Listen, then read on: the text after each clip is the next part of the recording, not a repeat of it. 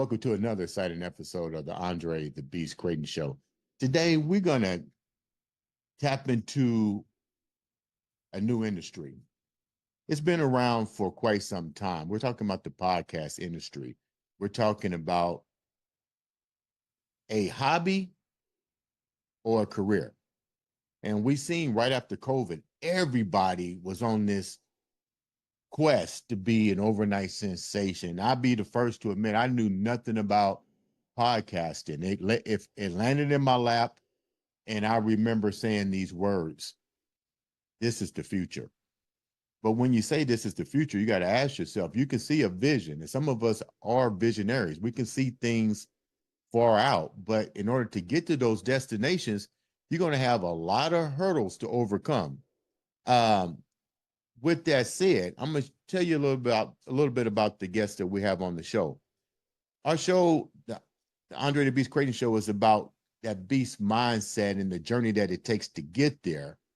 And when you're creating something new, you got to have the pieces in place. And a lot of times, being an entrepreneur and starting something new and diving into something that's new, you're going to run into a lot of hurdles, and you're going to need to understand that even though it's your vision, you can't wear every single hat to complete this mission. I reached out to our guests because I don't like to wear all the hats. And when I need help, I need to find resources, individuals that have mastered in their craft. And today on the show, we have a young man who's definitely is a master at his craft. I'd like to welcome to the show, Bryce Prescott. Bryce, welcome to the show. Thank you so much, Andre. I truly appreciate the conversation we're going to have. I appreciate what you've created with your show. It's awesome. And thank you for letting me be a part of it for a moment. I appreciate that. Before we get started into how me and you met, let's take the viewers down who Bryce Prescott actually is. We know you're not candid Prescott, unfortunately. But tell the viewers a little bit about who you are and where you came from and so forth. Sure. So yeah, my name is Bryce Prescott. I've been in the podcast game since 2012, and I got into it on the tail end of a failed career as a commodities broker. Wow. Before I was in commodities, I was a mortgage broker. I was in the banking world. And there was a couple other things that were a part of what I considered my identity as well. I skied professionally for a short time. I was a musician for a short time. And I found myself at the end of my commodities career really wanting access to people because I had been humbled. I thought I knew what I was doing in business. I had failed miserably, and I had heard of this medium of podcasting as something that could allow me to provide something of value to somebody else in exchange for being able to have a conversation with them as we're doing now. When you say that you failed miserably, Bryce, do me a favor, explain to the viewers, when you say commodities broker, is that like Wall Street where you're dealing with orange juice, meat products? Is what exactly is the commodity side that you was dealing with? And then let's go back to elaborating a little bit more on you failed miserably. Sure.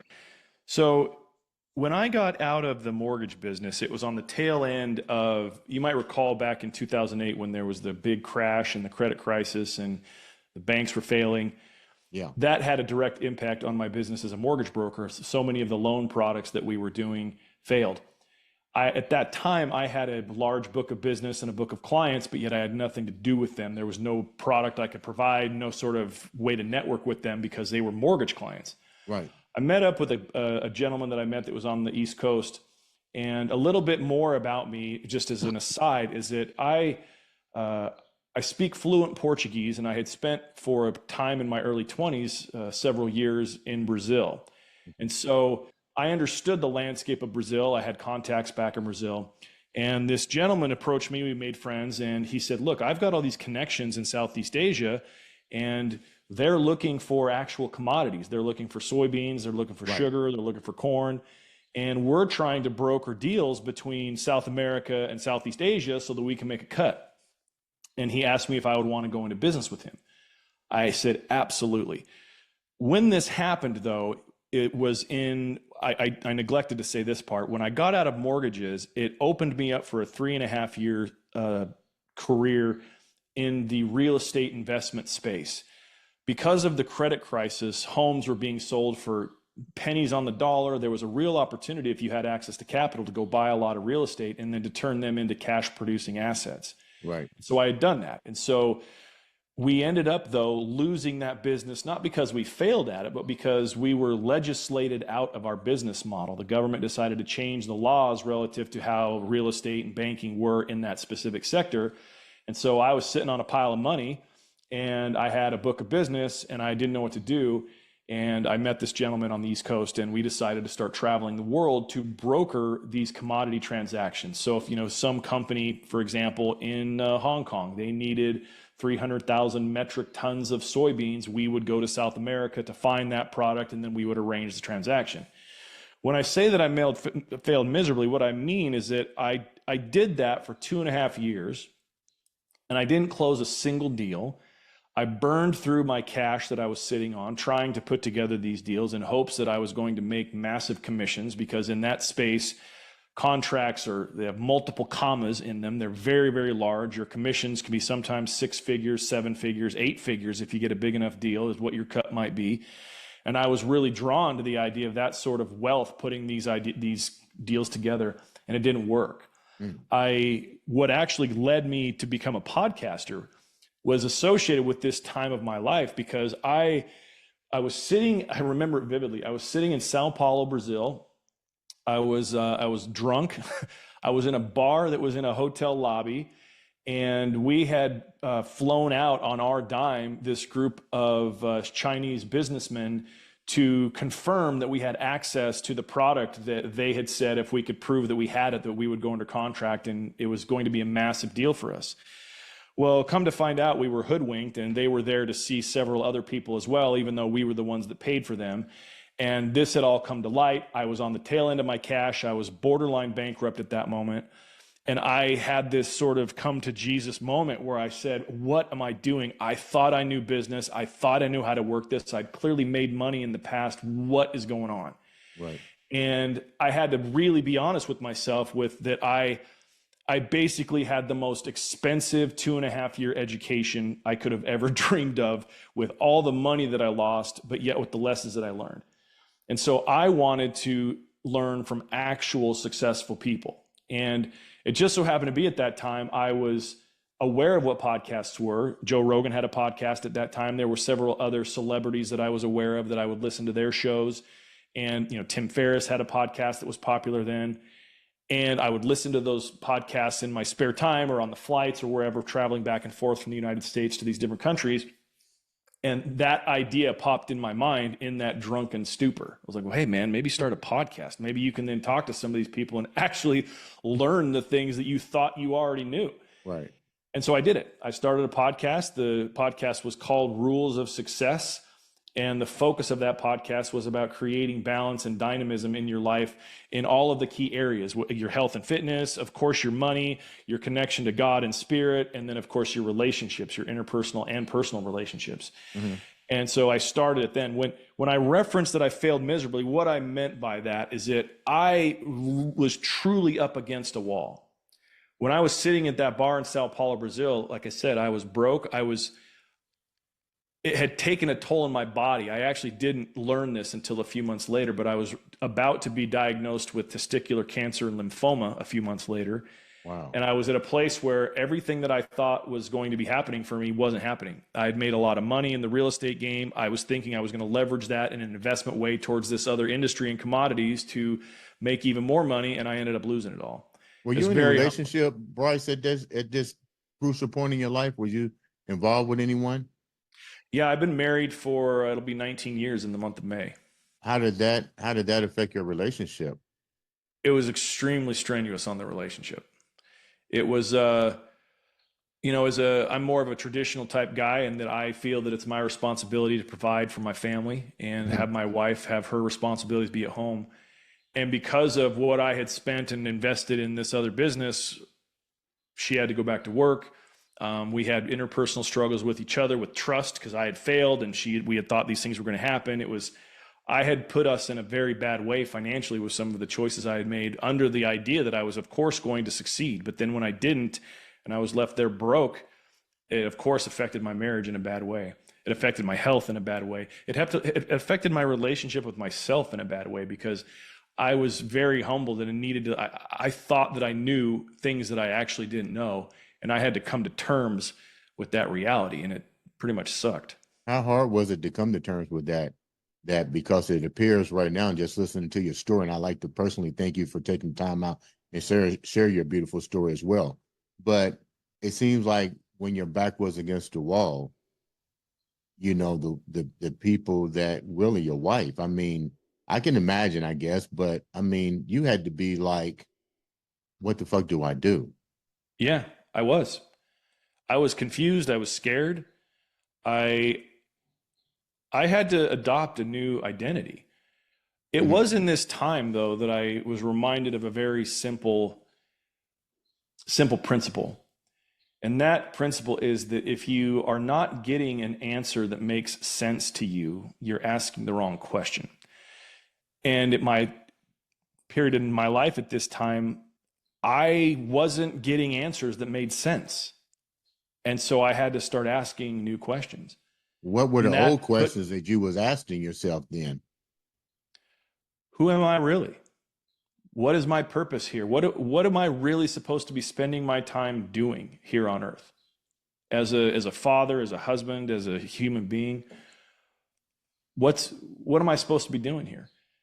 It removed in a way a lot of the selfishness that I'd had as a successful entrepreneur from before. Because anybody that's made any amount of money, you realize it's very easy to become proud and to think that your shit doesn't stink and that there's a certain thing about you that's better than other people. Like at least that was my experience when I was, flossing and had all the nice stuff.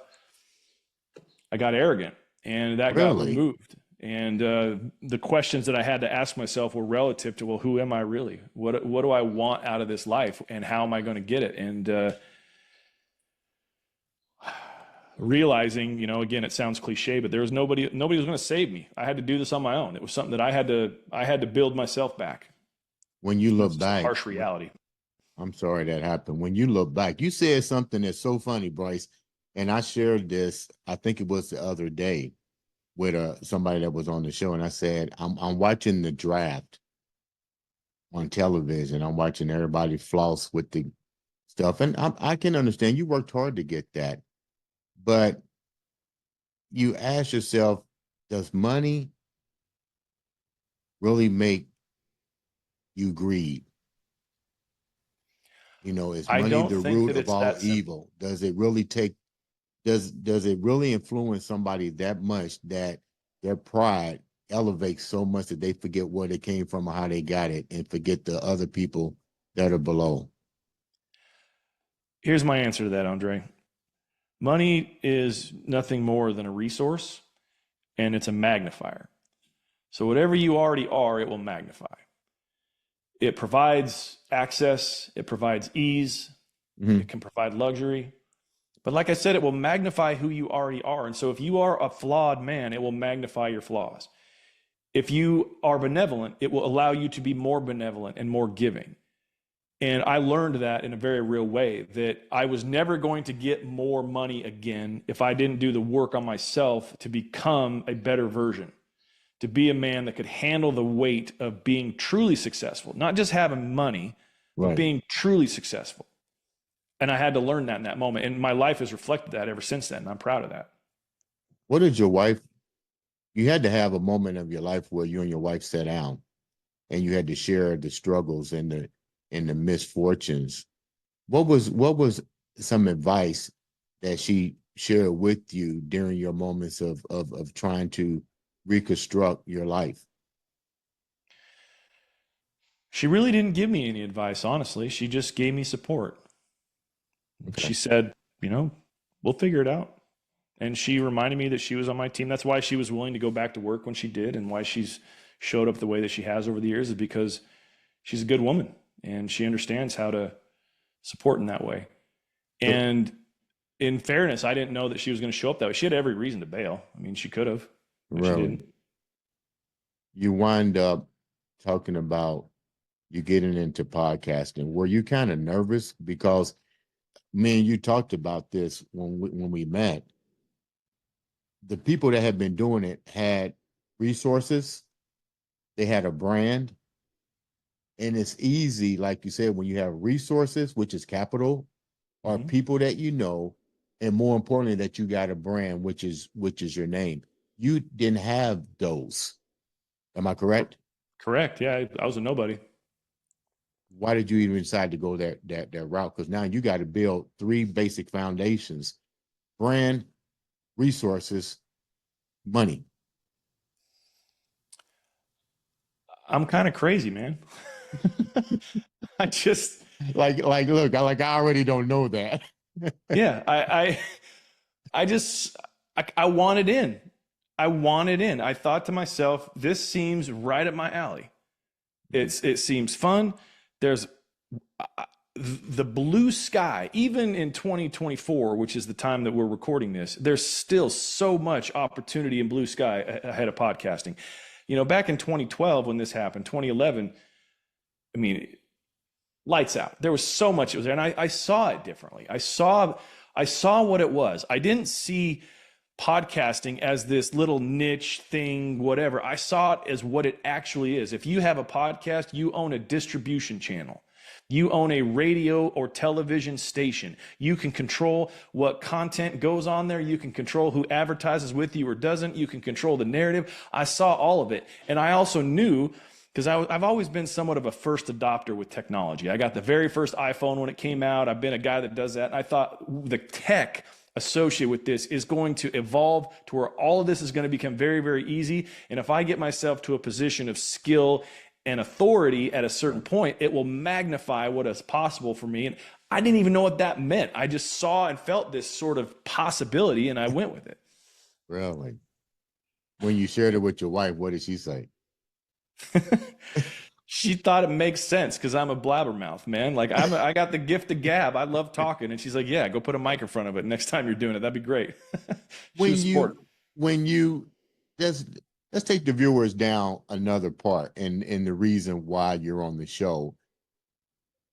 I like to always show that beast mindset and overcoming and adversity and so forth. And you definitely have done that. But then also, I need to let people know that we also want to be a resource for you, a not only just inspiration, but a resource, because there's tons of people. And I shared this with you because the reason I reached out to Bryce was I didn't understand the monetization part of the business. I didn't understand the hoops, and everybody was coming all over social media. Well, do this to mine. Do this. You got to do this too. It was so much information, and like I told you, I lost money developing this podcast, the studio. I lost money because I was listening to so many different people that act like they were experts, when really the only expert they wanted was my money. And in the end, I had to figure it out. So I saw your platform. I reached out to you, and you shared with me a lot of stuff. And I was like, you know what, Bryce, come on the show and tell people what they need to know about creating a successful podcast where they don't fall into the traps of listening to 50 people or 36 people over in China, Brazil, and all these people that seem to be experts. And I got to thinking, if you're experts, where's your podcast? Yeah. Yeah. Well, here's the progression of that for me, just briefly, because I think that it matters as I start to share some of these insights relative to growing your show, how to turn it into money, and how to have it be something that's valuable. Right. When I started my first podcast, I went to YouTube University and learned how to do it all myself. Really? And I even paid for like a small digital course that a guy put out that helped me to kind of understand some things, but it still was incomplete. And so I just, as the incredible marketer Seth Godin says, I just shipped it. I just put it out there and would adjust. And what I found is a common theme, because I would start to compare my show with other people's shows, and I would start to see shows that were starting to succeed and gain relevancy and growth, and mine, was at a different level, or mine was and somebody else's wasn't. And I would notice this, and I would compare it, and I would be very critical about, well, what's the reality of what's going on here? Let's take off the rose-colored lenses. Let's see what the real nuts and bolts is. Right. And on a very simple level, the company that I own is called Media Automated. And we have two basic parallel tracks that run as a part of what we offer. On the one side, we know exactly how to help you start and maintain a show that will resonate in the ears and eyes of the people that you want to have hear it. Right. On the other, and in the meantime, turning you into somebody that's known and credible, and you can dominate your niche no matter what industry it is. That's one thing we provided, and we have tons of results that can prove that statement. On the other side, we do episode production, we do media creation, and we do it in an automated way to where somebody like yourself, Andre, or somebody else, like it's hands off. You handle creating your show, you speak into the mic, into the camera, what you're going to say, and then we handle all the heavy lifting so that it's something that's smooth and seamless, and you can go about creating more of what you want to do, and we handle all the rough stuff. Right. Now, when it comes to monetization, the answer, well, to be clear what that means, monetizing your show means that your show is a source of money. It brings money in. There are several different ways to do it. And I will say that the reason why your show isn't being monetized is because on a fundamental level, you don't know who you're speaking to, and you don't know how to leverage that relationship of who your listener is. When if you were to go through some of the crazy statistics about podcasts, like for example, there's like at last check, and these numbers might be wrong because they evolve all the time, but I know that they're 95% true. I'll say that. Last time I checked, there was 2.7 million podcasts on the Apple Podcast platform. Right. Only 200,000 of those podcasts had over 10 episodes. That's a banana statistic when you think about it. Because what it means everybody wants to get in the game and then they die. Okay? They let it go. Yeah, they don't know what they're doing. Why do you why think? is that? Why do you What think is it they let causing it it to do die? that? Why do you think it dies? I know exactly my why theory it is. My theory is, and you can correct me. My theory is that they have an idea, but that idea requires money. Nope. What do you think it is? That was just my theory. I know what it is, and this is what it is. People build podcasts without considering who's going to listen to them. They build a podcast for themselves. They build one that they think would be interesting. They build a podcast that they think that they would find entertaining or valuable or whatever. And then when it goes out there, when they put it out there, their friends and family listen to it and they go, good job, great stuff. But because there was no intention behind who exactly needs to listen to it or should listen to it, and there's been no attempt in the creation, the sound, the logos, the duration, the release schedule to try to fit into the life of your ideal listener in a way that would work, dies on the vine. Because what happens is you get to a point, and to your credit, where you do need money to continue to grow your show. You can bootstrap things on the front end, but there comes a point where you realize how much damn work it takes to do all the promotional stuff, to create the marketing pieces, to master and record and produce your episodes, and even with free resources like AI and whatnot, it still requires a ton of attention. I remember back in the day when I would do this, I would record an hour-long interview, and when I would look into what it was taking me, it would take me 6 hours to minimum to edit it, because I would go through and make sure everything was good. And I had a highly produced show. I had commercials and I had intro music and I had the whole thing. It was like it was very highly produced. Takes 6 hours-ish to produce that. Then I had to go and I had to figure out, well, what exactly were some of the important clips or snippets from the show. So I'd have to re-listen to it several times, take the timestamp down. I got to put this here. Then I would have to go and using Photoshop and Lightroom and other resources I'd create these cards to help me to promote it. And then I had to upload it. And I'm 10, 12 hours in on a single podcast. And I don't even know if 10 people are going to listen to it. Yeah. Yeah. So that's what happens is you do it wrong from the jump. And then you realize, I actually need people to care so that I have the juice to keep going on this in the growth stage. So money helps with that, where you can outsource those resources to a company like mine, but also you have to be dialed in and making sure you're speaking to the people that you want to have listen to this. Because if you don't, like I said, you will realize, holy shit, this is fucking hard. I don't want to do this anymore. And you stop. I can tell it wasn't hard for you. How long did it take you to really master and understand the industry as a whole? Well, I don't say this with any sort of false humility. I'm still working on that. It's a shifting landscape as it stands. But I started understanding some of the general principles pretty well in 3-6 months. And I tapped into some resources as well that I could go to help me see as it changes and whatnot. It's been an interesting journey to watch because, that was 12 years ago, 13 years ago. Mhm. And, one of the biggest, as an example, one of the biggest scams that used to be out there that's a little bit more difficult to get away with nowadays is the idea that you can buy listeners. There's these click farms in Malaysia and Southeast Asia where you can send your stuff to them, pay, and all of a sudden you got 20,000 downloads on your podcast, but yet nobody's actually listening to it.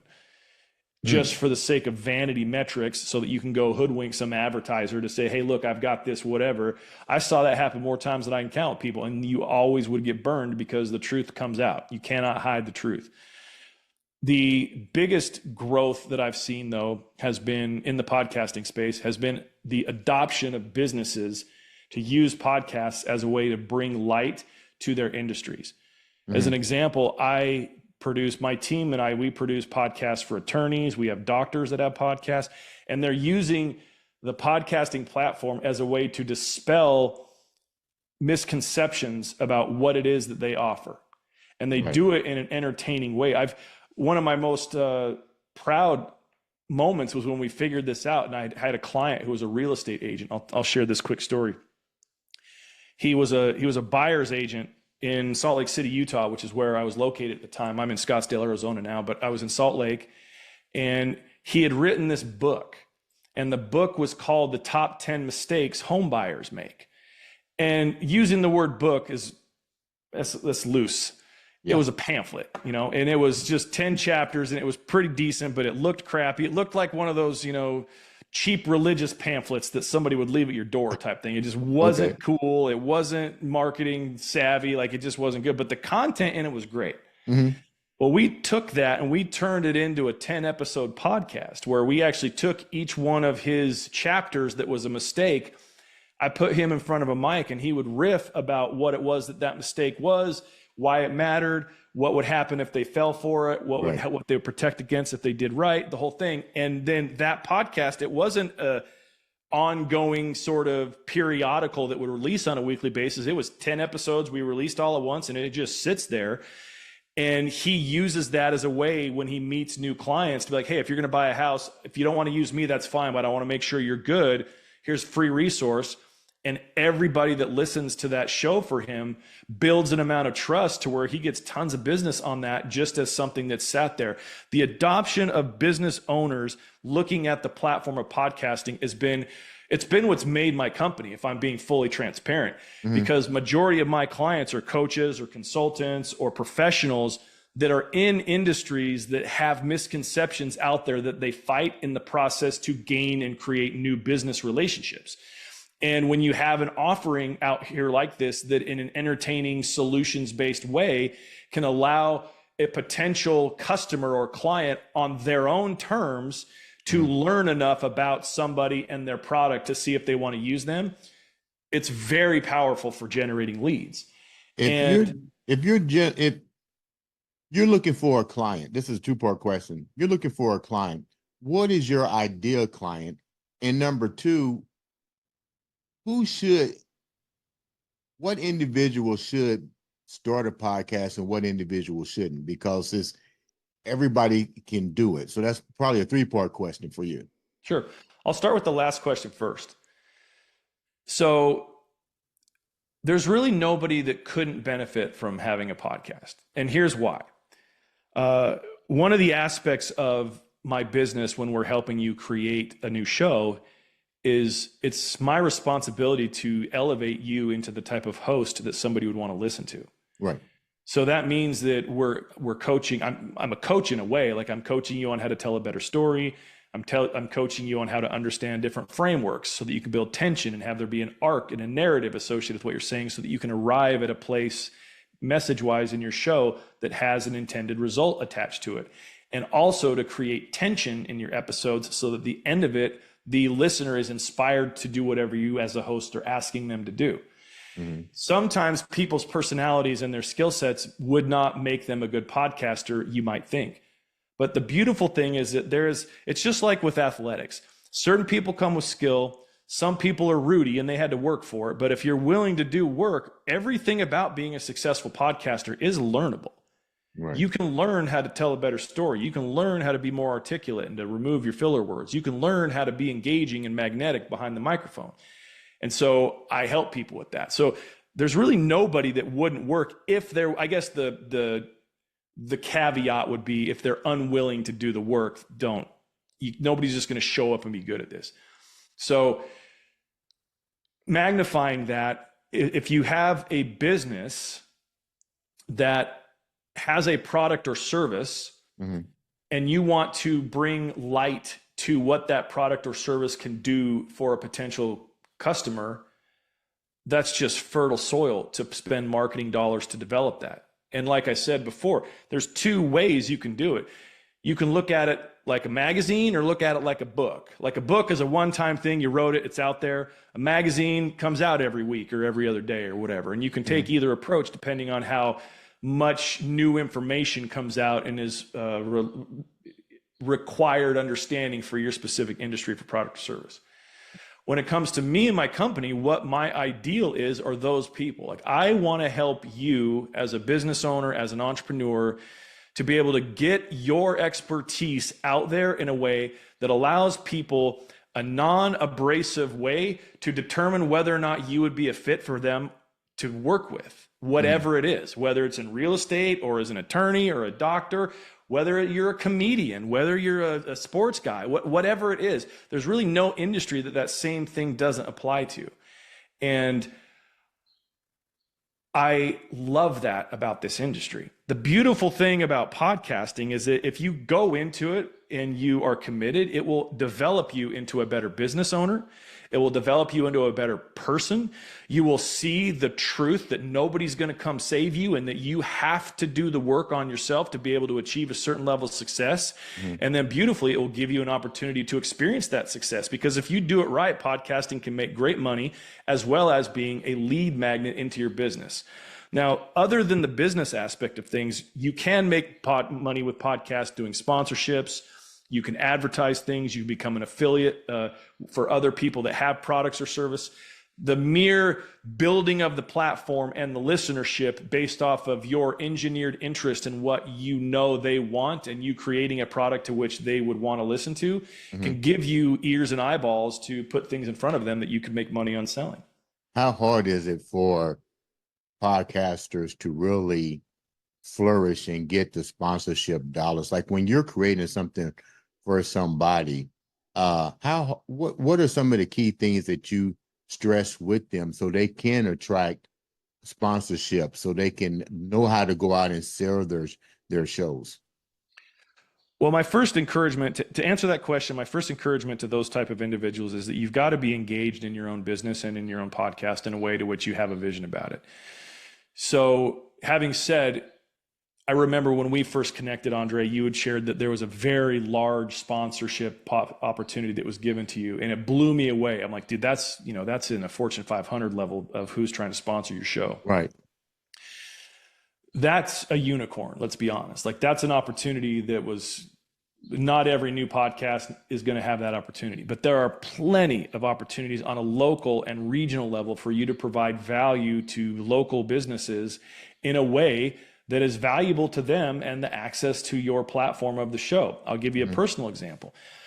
One of the very first sponsors of my Rules of Success podcast back in 2013 was a lending company that lent money for buying semi-tractor trailers, snow plows, combines for farms.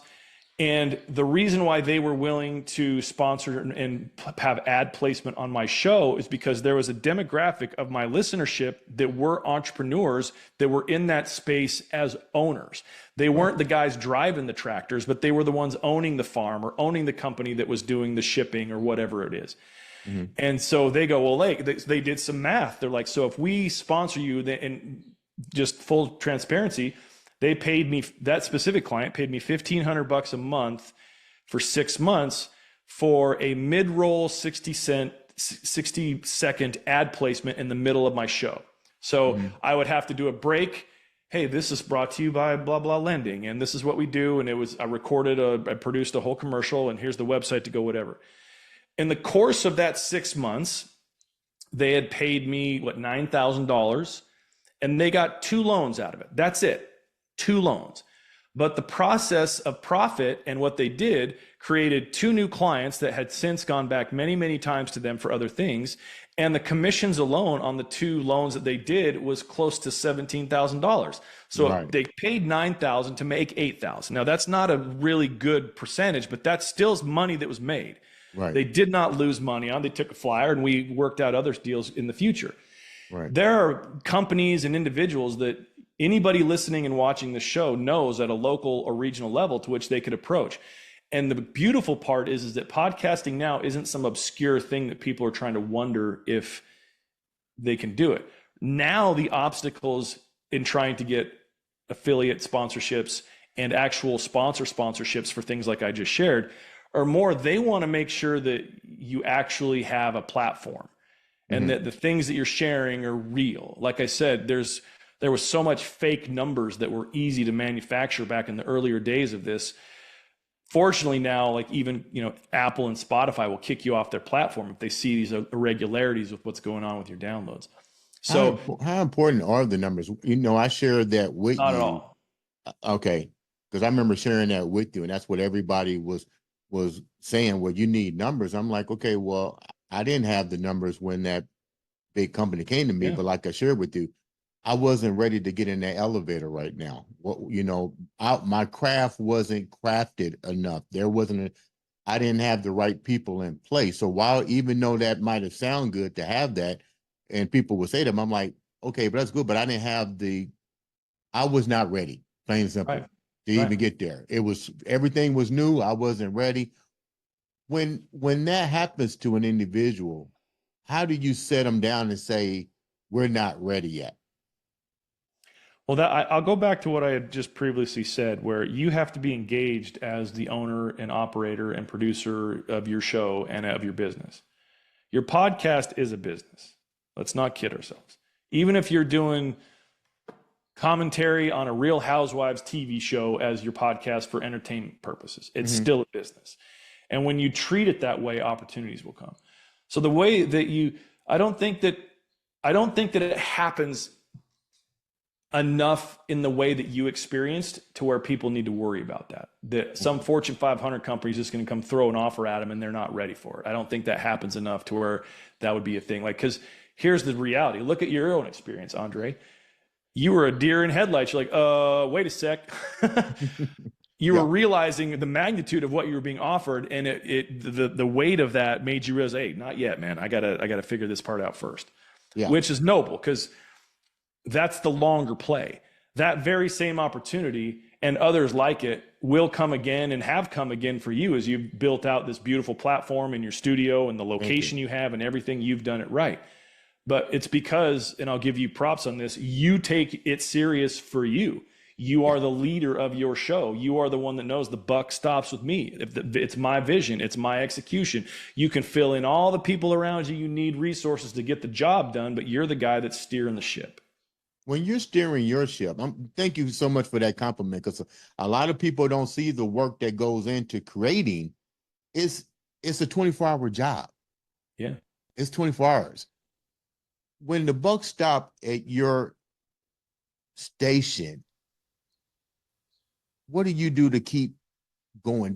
How do you bring new stuff into your world? Because it's always changing. You always got to find new content. Like, how do you keep it going on your end? Well, that's a really good question, and I think it's important to be adaptable. When I work with a new client, the process of creating and managing a brand new show is in 3 phases. The first phase is the concept phase, meaning you have to understand conceptually exactly what your show is. Simply, you got to know the answer to 2 really important questions. What problem do you solve, and who do you solve it for? And when you have a deep understanding of those 2 questions, you can then start making decisions for what your show should be named and all of it. That's the concept phase. We move into the content phase, which is when we're actually recording We're practicing, we're getting better, we're coaching, we're doing all that. And then we get to a place where you're prepared, your show is engineered correctly, we've got the deliverables and the assets ready, and then we go to launch. And then at launch, we go into the third phase, which is the continuity phase. One of the biggest parts and pieces of the continuity phase is being willing to pivot. Sometimes your show's not working because it's not working, and you got to try something new. I'll share this personal experience. As you may recall, my very first podcast that I started was called Rules of Success, and it was about succeeding in all of the areas of life, and it was an interview-based podcast. I had this experience that I thought was a compliment and was a good experience, but after I analyzed and thought about it, it wasn't. It was kind of a slap in the face. This guy told me, man, your show is so great. You're like the Jimmy Fallon of podcasting. Now, as a comedian myself, I love Jimmy Fallon. I think he's funny, right. And I think that he's an affable guy. And he's, of course, the host of The Tonight Show. He's a great host. And I was like, oh, man, that's great. And then I started thinking about it. And I thought, wait a sec. Jimmy is known for fawning over his guest. Oh, my gosh, you're the funniest person I've ever seen. Like, he's just this kind of laughable, gregarious, sort of kid-like energy up there when he's interviewing people. Right. And what it does is it deflects all the attention off him and onto the guest, which is a good thing if you're being paid $30 million a year by NBC to host a TV show. But if you're some podcaster running it out of your basement and you're going broke because you can't afford how to do this, that's not something you want to be good at. You want to be good at building your own authority.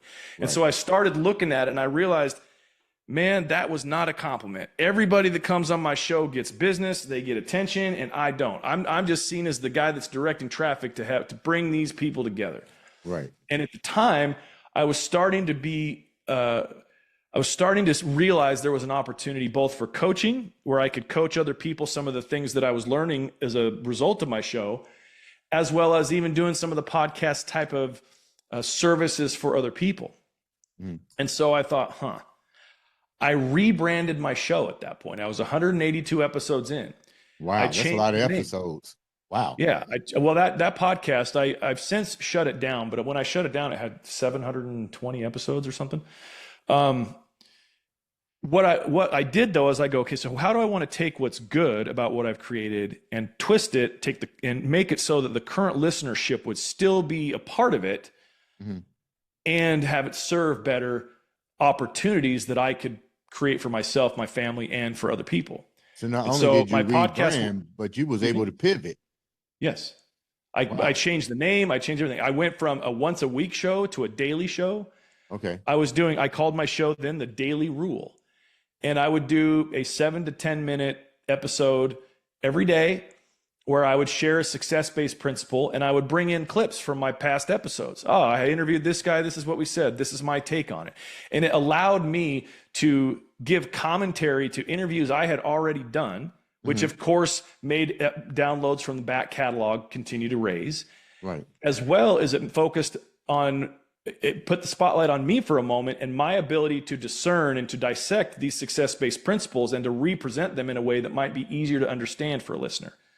So I did that for a year. And what came out of that was the seeds of what is Media Automated today, and which got me doing business consulting as well, where I would actually have businesses approach me to come in and to help them with the marketing of their business, the messaging and branding of what they were doing, have it be that they were presenting something to the market that was more appealing to the people they were trying to have become their clients. That pivot was huge. I don't pivot. I don't know that I'm in the business I'm in today at all. And I even had done other pivots throughout that. I went then to where during COVID, I pivoted again and I renamed it again. I was noticing that there was a lot of seeds of rebellious spirit that was in the air during COVID.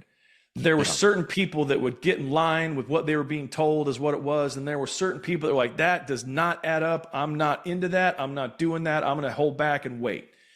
And so I changed it from The Daily Rule to be called Rules of the Rebellion. And I had this like Star Wars thing, but it was a similar thing. It was just more of an aggressive type of message that was like, look, man, handle your own shit first. be a man, like, lean into the principles that make you strong as a man, self-sustaining, get your house in order, be the type of person that could stand alone, get rich. The way you battle all this nonsense in our culture, in our country right now, is to be a person of means, so that you actually have a seat at the table when you can help make decisions that would impact people. And the pivot was perfectly timed. It continued to grow. It wasn't until 2021 that I said, I'm going to do a whole different route, because I was at that time, back in when was it? It was 2017. I got into comedy. Okay. Started doing stand-up, and I was using podcasting as a way to elevate my fan base for stand-up. Mm-hmm. And this whole other thing, it just didn't work for me personally, even though it was a viable podcast and worked. And it's just another sign that, like, when you do this right, you can build whatever you want to build, no matter what. Like, there's no industry or niche that can't be affected. You have to be willing to let go of the concept of what I call vanity metrics. Your podcast and download numbers don't matter. But like, as a comedian, if I'm selling tickets to my shows because I have a podcast and it's known that I'm selling tickets, that's a great show. If I'm getting business for my current company by having a podcast, it doesn't matter how many downloads I have. I have commas in my bank account. I would rather take commas in my bank account than downloads in my iTunes server.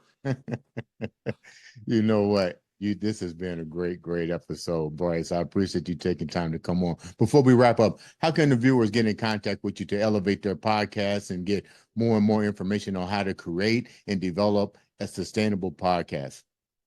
So it's pretty simple. If you just go to my website, mediaautomated.com, there's everything you would need. There's testimonials. There's a calendar link if you want to get on my schedule to have a conversation. There's a bunch of videos and stuff you can look at there. Some free resources as well if you're not into that, but you just want some help.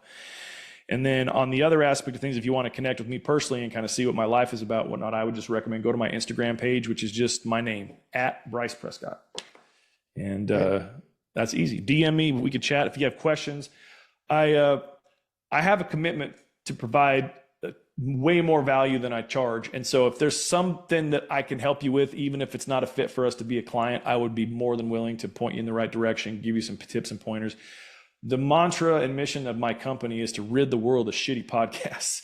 And the way to do it is making better ones. We raise the bar. And so I'm committed to doing that. And I would be more than willing to help anybody that's a listener of your show to grow a podcast. And even if they're not my client, like, I just want to make sure that they've got some key principles they understand that would work for them. Bryce, leave the viewers with something that beast mindset that you have so they can keep moving forward. Say that again. I missed that part of the question. I said, leave the viewers with that beast mindset. Leave them with that initial statement that can make them get up and call to action. I will tell you this. Everything in your life, every ounce of success you could achieve, everything of beauty in a relationship, every connection to God, it all comes down to your identity and to how you see yourself. And if you are not willing to see yourself as a winner, you will never win. One of the most difficult things along that journey, when you adopt the identity and mindset of being a winner, is sometimes the evidence isn't there to show that that's you. And that's okay. Keep pushing. You are a winner if you believe you are. There is a beautiful quote by Henry Ford that says, if you think you can or you think you can't, you're right. So go to it. Ladies and gentlemen, this has been another exciting episode of the Andre the Beast Crayton Show.